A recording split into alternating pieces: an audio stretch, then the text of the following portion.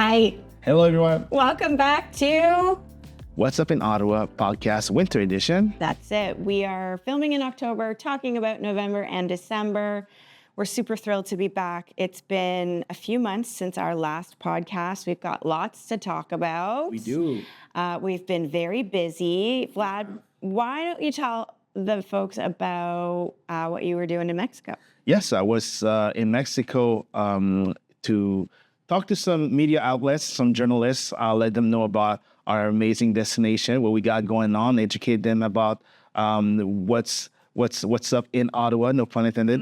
And it was my first time there. We were in Mexico City and also in a location called Valle de Bravo, where I've had the chance to talk to multiple media outlets, including travel media and trade media as well. It was a fantastic experience, and it brought a lot of value to so jealous. To our department. I think we teased that you were going down there the last podcast, if memory serves. I think so too, yeah. Yeah, so that was an Ottawa Tourism-led event, and you went down with our travel trade team, and it looked like you had a blast. And I guess we're going to get some media visits coming up this winter because of it. So Absolutely. That's great. Yeah, That's great. Very excited about that. What about you, Sarah? So I have been, I've been a busy lady. So in the spring, I did some traveling overseas, and I went to France, Germany, and UK. And because of my efforts, I've put together a fall press trip to come and see the fall colors. So currently there are people in the air. They should be landing anytime now for the press trip, and very much looking forward to hosting them and seeing the pieces that come from it. So yeah, it's nice to see your work come to fruition. So yeah, there's lots. So why don't we just jump right in? Let's jump right into our first story in our first section of the podcast. What's up in Ottawa? And obviously, being Ottawa, being a Canadian destination, hockey is like a religion here. And I'm really excited to announce that the Ottawa Senators are starting their new season. By the time this is going to be released, the new season will run from October to April. And the team that is also known as the Sens will hopefully be part of the playoffs this year and during the month of May to June. So pretty excited about that. I've also recently, for whatever reason, I was never aware that our mascot was called Spartacat. Oh, you do. Even I know that, and I'm not a hockey fan. Well, yeah, I probably because I didn't grow up here. But it's a really cool name. And anyway, Spartacat wants to meet all of you, so make sure to take advantage of that. Have you seen him before? Like, he's a really cool looking I looked it up, and he's pretty cool looking man. He's like a big lion, exactly. Really cool. Like, and he's got so much energy at those games. He really does. We got to experience a Sens game together this past February, I think it was, early on. Both a Sens game and a PWHL. Yeah, so the PWHL is starting again very soon. So in January through May is their season. They just named all of the teams. There are 6 teams for North America. So PWHL is Professional Women's Hockey League, and they play at the TD Place Arena. We had an amazing media visit with our friend from the Toronto Sun, Donald Dent, and his lovely partner, Ruth, and we had a great story come out. They were talking about the World Juniors that are going to be happening and the arenas and what to do around them in Ottawa. So, yeah, it's been great, and happy that, the hockey season is among us, and you can feel the spirit in the air when hockey season starts in Ottawa. It's a big deal here. Well, speaking of hockey, before let's use that to segue into our next section. What else is good? Yes. We are going to have 2 really, not that they're not always important, but 2 guests that I'm really excited to bring on the podcast. For starters, let's talk about Mathieu Grondin, Nightlife Commissioner here in Ottawa. I said we were coming for you, Matthew, and we brought him. Yes. And I'm pretty excited because I know he has a lot to share about the plan that he has for Ottawa and the steps that need to be implemented before we can see some pretty major changes in the nightlife scene. So really excited to dive into that. And also... and then we have the World Junior Hockey Championship coming to Ottawa December 26th through January 5th. And we were lucky enough to get an interview with Dean McIntosh, and he is a Senior Vice President of Revenue, Fan Experience, and Community Impact for Hockey Canada. It's a big time. So it's like a big deal that he spoke to us. This one is a virtual. It's our first time we did a virtual interview. So pretty cool. And I guess let's jump into your interview with Mathieu. Let's dive right in. Let's do it.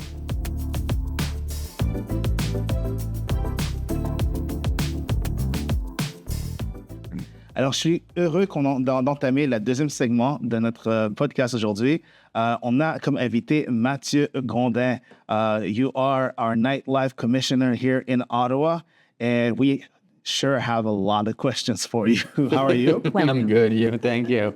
Thanks for having me. So, first of all, let's dive into this. What is the role of the Nightlife Commissioner in Ottawa and the mandate of the Nightlife Office? Well, my mandate is to implement the Nightlife Office and to action the different deliverables of the Nightlife Economy Action Plan that was voted by City Council in April 2023. And the first recommendation was to create this position of Nightlife Commissioner. So what my role is in reality is I'm acting as a liaison between the different external partners and civic society. So the different businesses, the venues, just the people who go out, the users, the participants in nightlife, and the different services inside city administration. So I'm really like the point of liaison between these two poles, and I would even add sometimes the political side of it, because whatever we do, we're going to need political support for it. So, we're looking at what is the type of red tape that we can remove to remove the pain a little bit from nightlife operators. That's something that's everywhere around the world in the last 30 years. There's been a lot of effort sometimes put up by government to to limit nightlife, and now we're shifting in a different perspective, different position. We want to remove that. We want more dynamism, more vibrancy at night. So that's one part of my job, but Thank you. But there were 10 recommendations. So part of it is also to work with Ottawa Tourism and see what we can do in terms of promotional effort, marketing effort to position Ottawa as a destination that is where it's possible to enjoy nightlife. It's part of the offer, the programming of in the city. And we just rolled out last week our an open call for our Nightlife Council. So that's going to be very interesting too. Yeah. It's going to help the Nightlife Office create consensus around different issues, and it's going to help us advocate for these issues to council. And also it's going to help us identify the systemic barriers, that red tape, and propose new actions, new initiatives that can foster more vibrancy, commercial and cultural vibrancy at night, and touristic vibrancy too. Why not? Now, so far in your time in your position, have you noticed any particular assets that makes Ottawa a potential hub for nightlife culture? Well, the biggest asset I think that is undervalued in Ottawa is that it's we keep talking about Ottawa as a government town, a city of bureaucrats, but it's actually a huge student city. There's over 110,000 students in Ottawa. We have I like to say 2.5 universities, 2 colleges, because one of the universities is only for postgrads, but this is a huge population of students. It's similar to the one we found in Montreal for a city that's 3 times smaller. So that's a huge asset, because we know nightlife is, it caters to every age group. Everybody goes out at night, but it's a fundamental time in your youth to socialize and go out. So we know the youth goes out a lot at night. So We don't know anything about that. You don't know, huh? You've forgotten already?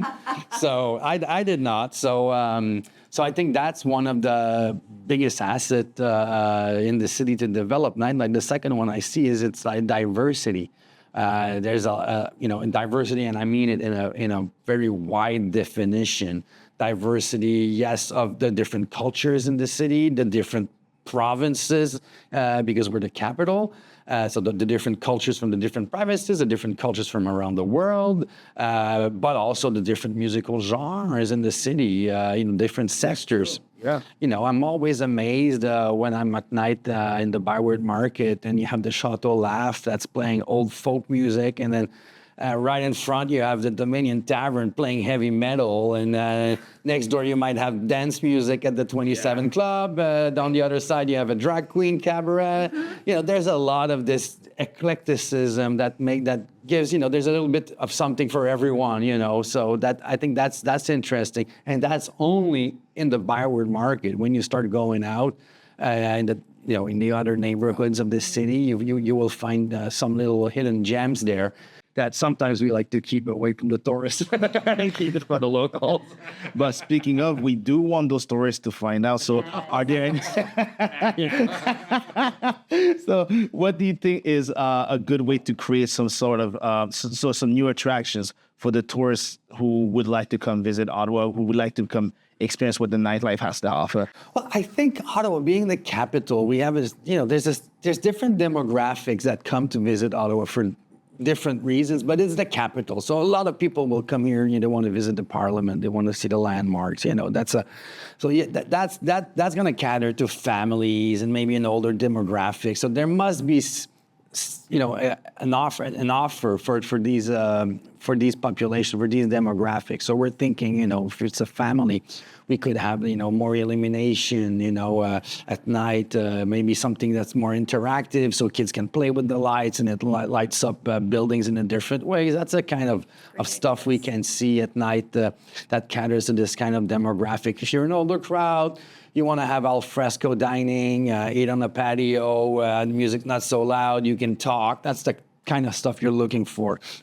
I think where there's room where we can push, if we want to be able to position Ottawa as a nightlife destination, is maybe more in the 20-something demographic, that fits in with this college crowd and university crowd. That right now might be attracted to our, regional competitors, Montreal and Toronto. But I think we have something, we need to develop something that's unique to Ottawa, that's going to bring in that crowd to Ottawa and position Ottawa as, we can go to Ottawa. We can go to Ottawa, visit Ottawa to go out, not just for the landmark buildings and stuff like that.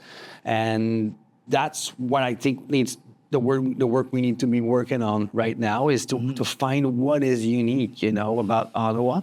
And I think we've kind of had also, already the answer to that is that Ottawa is a lot of different things in one bucket, so that's, how can we give a little bit of a taste of the world to people and the taste of Canada to people in one place, and that's in the capital. So now, I'm a night owl, and you're probably going to be working with a lot of people who are night owls just like me. What have you noticed are the current tendencies that people gravitate towards in Ottawa at night? Depends on the demographic again. One scene that I've seen and is very vibrant in Ottawa and that kind of goes under the radar of the institutions is the Afrobeat scene, the hip hop scene.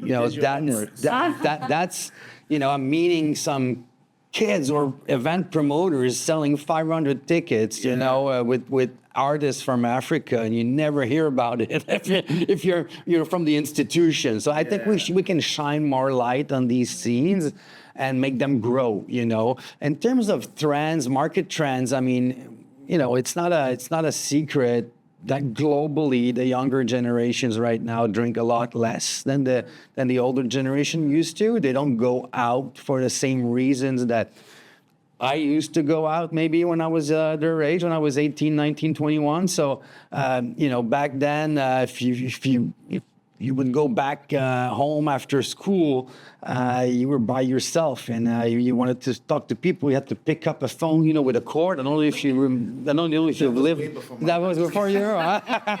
Sarah, do you remember? So, and you know, call and say, hey, you know, where's Vlad? You know, where's Vlad there? Vlad's not. Okay, where did he go? I'm going to go see him. So, you know, now, same thing with dating, you know, we had to go out to date. We had to go out to socialize and see our friends. And there was a bit less also consciousness about, you know, the effects of overconsumption of alcohol. So we see a lot less, you know, the kids go out, the youth goes out for different reasons now than they used to. What they're looking for now is an experience. You know, booking a show sometimes now is not enough. You need to have an exhibition, you know, an exhibit. You need to have a performance. You need to have a special time with the artist, a VIP time. You need to be, you know, there's special merch. So we see a lot of these, you know, in concerts, a lot of these different top tier offers that are going on are doing very well. And it's a bit of the same when you organize, for instance, all-night events and stuff like that. It's going to start with one room is going to be a movie, another room is going to be a band, another room is going to be a DJ, and you kind of go from one to another. That's really the type of experience, you know, all-encompassing experience that the younger generations are looking for, and that we should be looking to develop to cater to their needs. And yeah. Now, you mentioned that there are a few steps that you have to follow in order to execute the proper plan. What steps are you at right now, and what are the next steps that are left? Well, the step that I am in right now is last week we rolled out the recruitment process for our Nightlife Council. That council is going to be made up from 12 to 18 members. As I said at the beginning, it's going to help us identify the priorities. So we should be able to announce the composition of the council somewhere in early November. So I'm really going to be focused on that because it's been very popular, and I've had like hundreds of applications to go through. And so that's going to be very exciting. Then early next year, I hope to start working on the nightlife safety and security plan, because safety is a fundamental component of going out. You want people to feel safe and be safe on their way to the venue, at the venue, inside the venue, outside the venue, and on their way back home. So, we're going to be discussing there, how to spot. And also, it's going to be a guide as much for users and for operators, so business owners. So, if you're, for instance, running a restaurant or a bar, how can you spot burnout in your employees? How can you prevent harassment on the dance floor? How can you make your space more inclusive and safer, like a safe space for everyone, regardless of their gender or origin? So that's the kind of, ideas and issues I want this plan to tackle.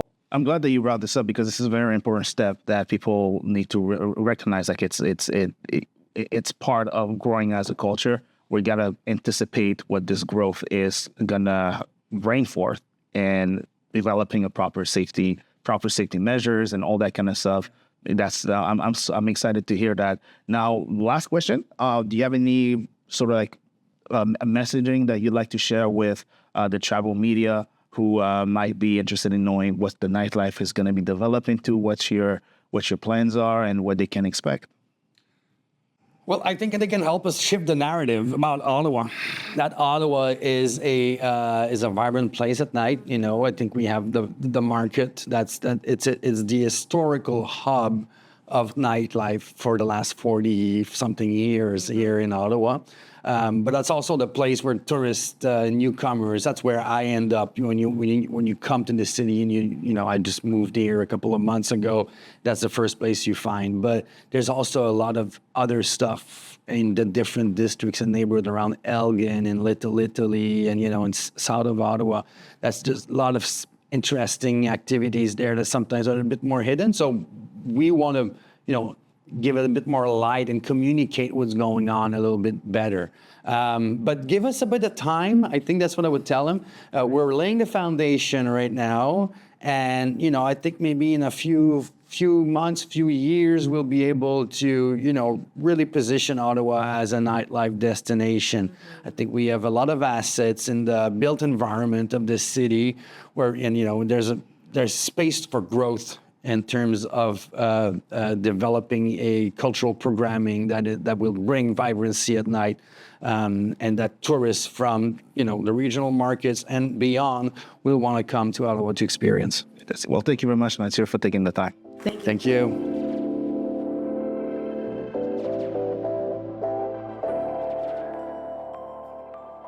Wow. He was so cool. Pretty cool guy. Yeah. Pretty cool guy. And he was very open about, what I really like is that he was really open about the step that he's at, and also what's left to be done. Yes. We knew that it wasn't going to be something that could be changed from one day to the other. And he seems to be very aware of that. And he wanted to make sure that everybody knew that he's taking the right steps, that there's reasons why he's taking those steps. So I'm really happy that he had the opportunity to share that with us. Well, and, there's already so much to do, but to amplify what we already have and, in order to be a nightlife destination, like you said, you do have to lay a foundation. You do have to put the work in.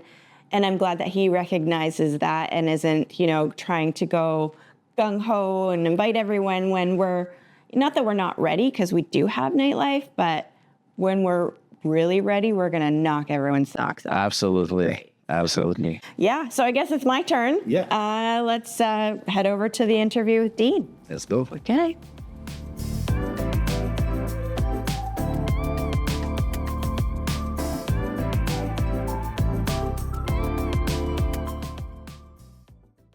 Hi there. Welcome. It's so great to see you. Everyone, this is Dean McIntosh. He is the Senior Vice President, Revenue, Fan Experience, and Community Impact for Hockey Canada. Did I get that right, Dean? Close enough, Sarah. I thought that was really good, actually. Thank you. Okay. So Dean is our very first virtual interviewee. Dean is here today to talk to us about Hockey Canada and the World Juniors Championship that's coming to Ottawa starting, the tournament is in December 26th through January 5th. We have lots of exciting stuff leading up to that. And so, Dean, welcome. Thanks for having me, Sarah. Really looking forward to being in Ottawa and looking forward to this next few minutes with you. Yeah. So we're absolutely thrilled to be hosting the World Juniors and working so closely with Hockey Canada. Ottawa Tourism and Hockey Canada have put their heart and soul into this leading up to the big event, and just wanted to chat about a couple of things. So you had mentioned kind of leading up to this interview, you wanted to talk about the full, like the buildings experience and the fan experience. I wonder if we can dive into that. Yeah, absolutely. Well, it's October. We're a couple of months out from the event, and I think the real thing that's exciting for us is that we are in a great spot as far as what we're expecting for fans at both Canadian Tire Centre and TD Place for the event. We have worked through sort of full event package sales and single ticket sales here actually over the last month or so. And we're at a position right now where I would tell you we expect Canadian Tire Centre and TD Place to be full for every game that's played at both of those venues. The uptake in the community has been fantastic. And the update beyond Ottawa has been fantastic as well, as we're seeing, Americans purchase tickets and people from the international European countries purchase tickets as well. So, we're off to a great start that way. And then I think the bigger thing from fan experience is actually once you're in the building, what are you experiencing? And with no disrespect to the 67s or the Senators, for sure. It's really a different environment, right? Because it's an international environment. It's a Hockey Canada environment. It's about the pride in sort of, what you represent as an organization, whether that's you are a Canadian fan or American fan or a Swedish fan or your first time in Canada as a Latvian fan, that, you may not be expected to win the event. You have a pride in that flag and a pride in the logo. So I think that's something that comes to the venues as far as full capacity. That's just a different feeling when it relates to an international event. Awesome. Great, great explanation. So you kind of touched on it a little bit. So the world will be coming to Ottawa, and there is great value in that to the city of Ottawa, to Ontario, Canada. We're going to be on stage. So yeah, any thoughts behind that? Yeah, and the stage opens up early. The official event begins on December the 26th. But one of the great things of hosting in Canada and hosting federations from around the world is they do like to come here early and ensure they're prepared, whether that's a time zone change or a food change or a hotel change or anything else that might be different from home. I think this year we have federations arriving as early as December the 12th, and they will be based throughout Eastern Ontario, including Ottawa, for essentially 2 weeks of preparation ahead of the event. So we are going to be in communities like Arnprior and Cornwall and Brockville and Carleton Place. So, the surrounding community around Ottawa also gets to embrace the World Junior Championship and what those international federations bring to the community in their region. So I think that's a key point that, we often see it as Boxing Day, the start of the World Juniors, but for many people, it starts weeks and months ahead of that as well. Well, and just kind of jumping on that point, the majority of our audience for this podcast are media, and there's lots for media leading up to the event as well. I think you're going to have a press conference, and there's going to be lots of opportunity for media. So pretty excited about that. Yeah. Okay. And did you want to speak to that at all, or? Well, one of the exciting things for us as far as media goes is that we are a proud partner with TSN and RDS as the official broadcaster of the event. And, really once the Grey Cup comes to a conclusion this year, our partners on the broadcast side really start to ramp up their coverage of the World Juniors as well. So not that we're excited for the Grey Cup to be over, but that we do know when it changes seasons from the priority of the Grey Cup to the priority of the World Juniors, the coverage of the World Juniors will really ramp up. So, we look forward to that time frame around November the 18th to 20th, where we'll start to tell fans more about what's going on in the community. We'll talk to media more about when teams arrive and open practices and those types of things, where it will really allow the community and media to start to engage directly with the event and with the teams. That's amazing. And yeah, it really is more like 3 weeks leading up to the event. And, our visitors and the community can really get involved. And is there anything that you wanted to, put out there for people who want to be involved?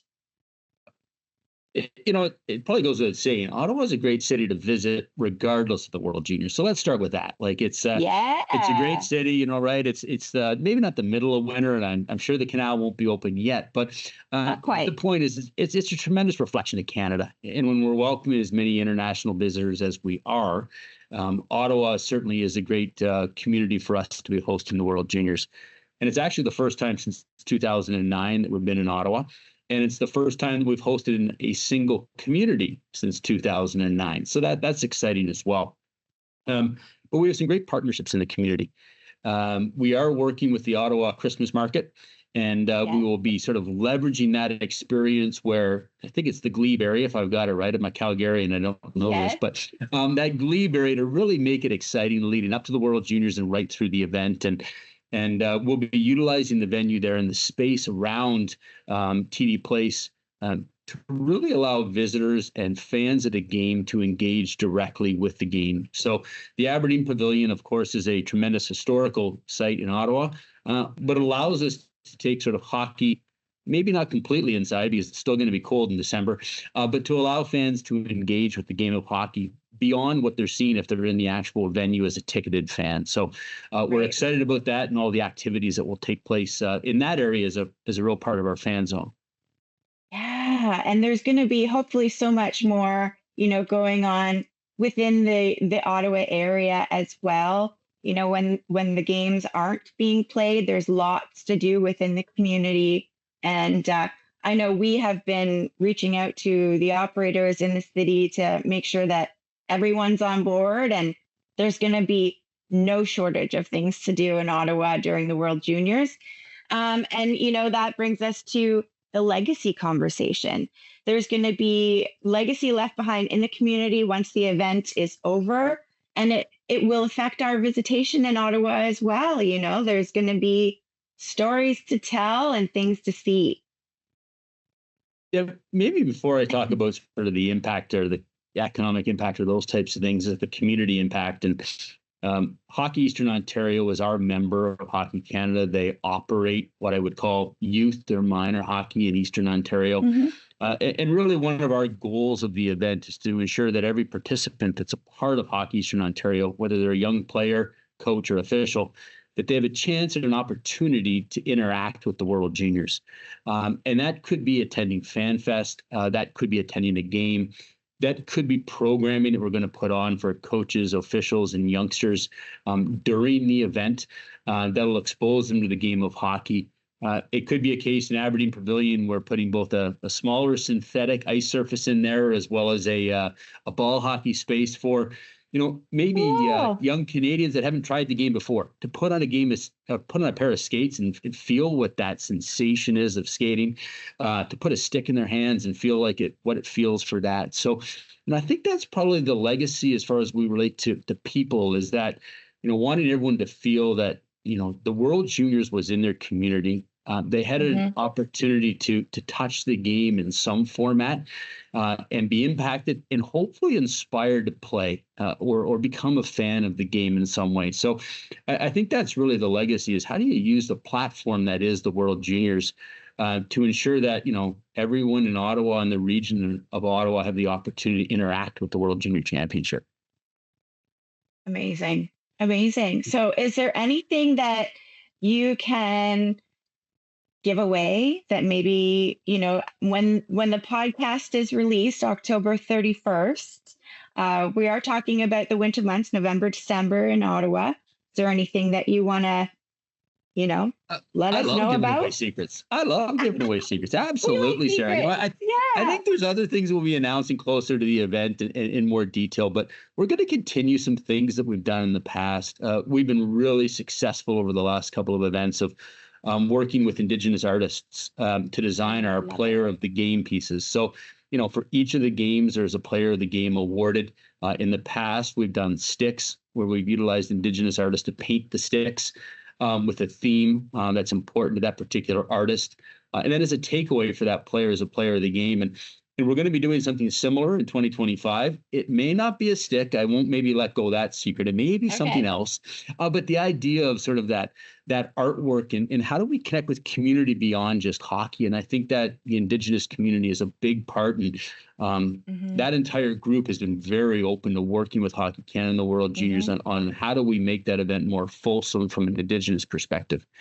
We're working on a number of initiatives around, environmental and what does it look like from an event that becomes more sustainable. And certainly I would call it small tactical items, but how do we ensure that, whether it's waste from the event or other ways that we can deliver the event, virtual tickets, those types of things right across the event that make the game more sustainable. And then I think the final thing that's really important is trying to make the game as accessible as possible. So we've set aside over 4,000 tickets for donations. Those 4,000 tickets will go to, whether it's young minor hockey players or groups that maybe haven't been exposed to hockey in the past. And we're even in fairly far along in a citizenship ceremony discussion and looking forward to doing something there that will welcome a small group of new Canadians to Canada officially through the World Junior Championship. So I think I'll tease some of those out right now and there'll be more details to follow, but we're really excited about what they're going to bring to the community. Well, Dean, this has been fantastic. Thank you so much for joining us and, shedding some light and helping us get the word out there. And it's been an absolute pleasure and can't wait to meet you in person in probably November. Ottawa has been great to Hockey Canada, whether it's the World Juniors or the Women's Worlds in the past, the rivalry series or other events. They've been super supportive of hockey and Hockey Canada. And we're thrilled to be there and can't wait to be in the community. Fantastic. Thank you so much. Have a great afternoon. Thanks a lot, Sarah. Really appreciate it. Thanks, Vladimir. Bye.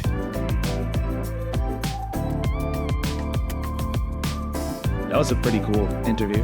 I'm so happy we got to experience a virtual interview and like that we figured it out and we got to do it. Thank you. Big thank you to Mark, who is our producer, I guess, of our podcast. Shall we say it together? But wait, there's more. Yes, there's so much more happening in our destination from November to December, starting with the One World Bazaar. Yeah, pretty excited. So I'm a big fan of vintage stuff, vintage clothing, vintage items. And half an hour drive from downtown Ottawa in Manotick, there's going to be this bazaar happening where we're going to have the opportunity to find some unique items, and from all over the world. All over the world, and some treasures that are very unique. So if you're the kind of person who likes to, find these unique things and rock these unique items, it's not your usual market.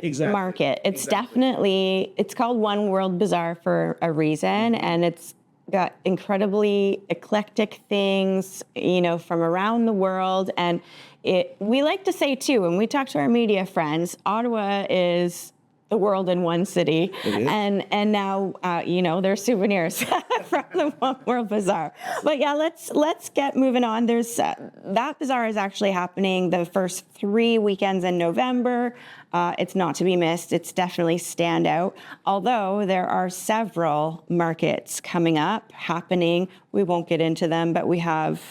Especially during that period, there's also the Christmas markets happening. The park deck public market, the Ottawa Museum Christmas market as well. You can find all of that information as well on the event calendar on our website. And again, if you want to get ahead of your Christmas shopping, the way I should be doing that too, but I haven't done that. I haven't gone about that yet. This is where you'll find all that. Yeah, definitely unique and a little bit different that you'll find in your hometown. So on the heels of that, something that's very close to my heart is, National Remembrance Day. I'm sorry I skipped over yours, but National Remembrance Day is really a special, not that it's not special everywhere, but in the nation's capital, at the National War Memorial, at the Tomb of the Unknown Soldier. There's so many events that happen. There's herds of people. It's absolutely breathtaking and like I said, moving experience, especially when everyone, goes and takes their poppy off of their jacket and lays it on the unknown soldier's tomb. And it's really a sight to see. It's absolutely touching. All of the major dignitaries are going to be there, the Prime Minister, the Governor General. There's programming, of course, the national anthem, and if weather permits, there's going to be a flyover. And for someone who comes from a military family, my grandfathers served in the Canadian Army, and their siblings as well. It's always been really special in my life, and if you, as a media person, are interested in seeing that portion of the culture of Ottawa, it's a really beautiful sight. So highly recommend that as a visit.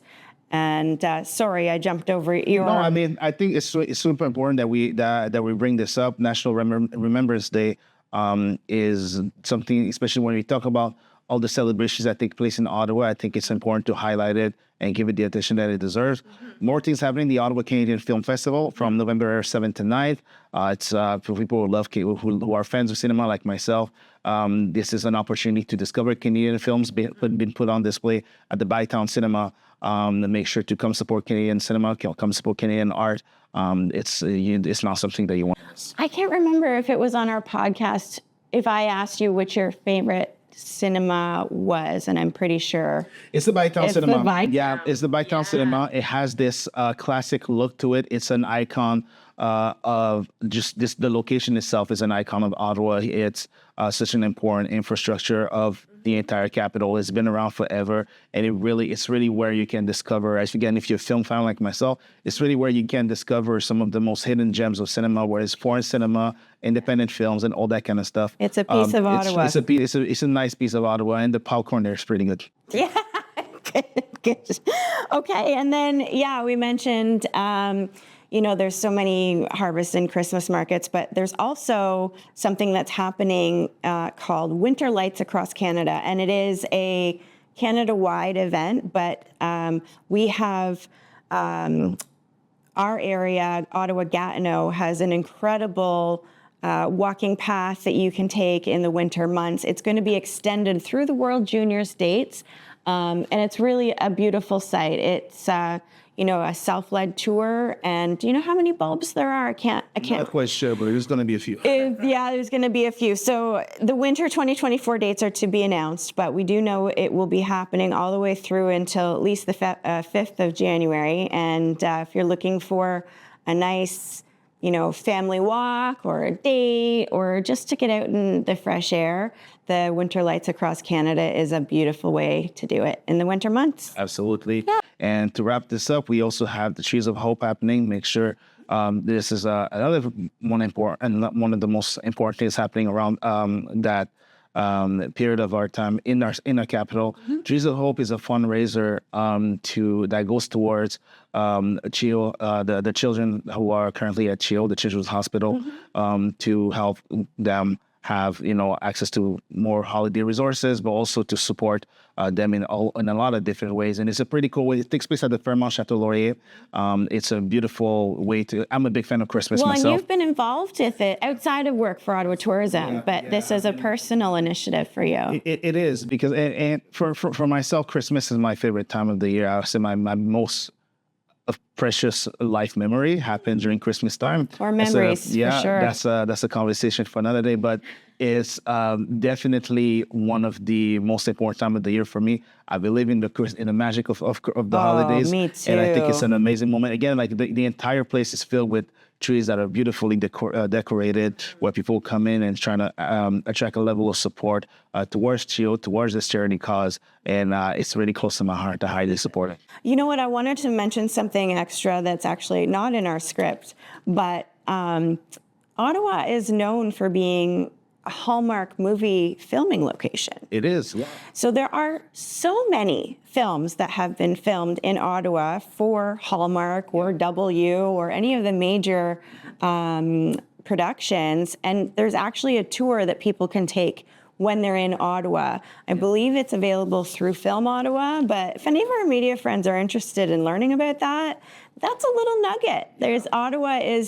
Now what did our director of marketing said it earlier today in a different meeting? She said we are the Hallmark film capital filming location in Canada. Yeah, and that says a lot, and it's an interesting segue into, like, again, we talk about the film scene and coming and supporting the film scene here in Ottawa. Mm-hmm. If you go ahead and look up, some of your favorite Hallmark movies, if you've had the chance to partake in that guilty pleasure, it's one of mine. Mm-hmm. Make sure to go ahead and look up like which one of them were filmed in Ottawa. If you recognize any of the locations that are put on display, and when you walk through Ottawa around the holidays, even during the summertime, actually, it's beautiful.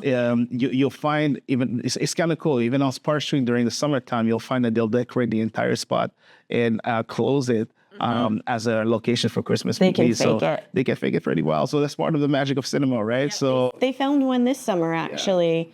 Yeah. I think it was a big one, but we'll get into that another time. Yeah. If anyone wants to know more, we're here. We have media resources. Yes. We do fact checking. Yes, and you can find a lot more of that information. Like we said, there's so much more that we could touch on, but you can find more of that information on our website, on the ottawatourism.ca. Mm-hmm. Make sure to look up our event calendar and to get in touch with us on social media, any platform at Ottawa Tourism. We will help whatever you need. Yeah.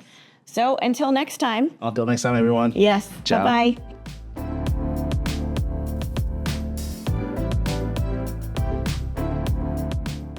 Alors, merci de vous être rejoint à nous pour cette nouvelle édition de notre podcast What's Up in Ottawa. Ottawa, c'est comment? Voici présentement le résumé en français de l'édition de cette podcast. En tout premier lieu, nous avons déclaré avec joie l'arrivée de la nouvelle saison de la LNH pour les sénateurs d'Ottawa et également pour la Ligue d'hockey féminine, la Ligue canadienne d'hockey féminine également, qui débutera bientôt. Alors, comme nous sommes au Canada, notre religion, c'est le hockey. Alors, j'ai bien hâte qu'on entame les nouvelles saisons pour les matchs de hockey. Et en parlant de hockey, on a également eu la chance de recevoir Dean McIntosh, qui est le vice-président de Hockey Canada, qui nous parle de la préparation qui est présentement en cours pour le championnat mondial d'hockey junior qui aura lieu cette année dans notre destination à Ottawa également.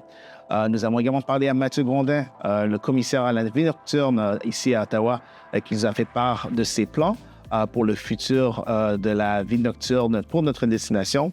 Et pour notre troisième segment, nous avons partagé tous les items à venir tels que le Festival canadien du film qui se déroulera ici à Ottawa au cinéma Bytown, et également la cérémonie du jour de souvenir qui aura lieu à Ottawa également, et sans oublier évidemment tout ce qu'il y a à faire avec le temps des fêtes dans notre belle destination. Alors, c'était votre résumé. Ottawa, c'est comment? Mon nom est Vladimir Jean-Gilles. À bientôt.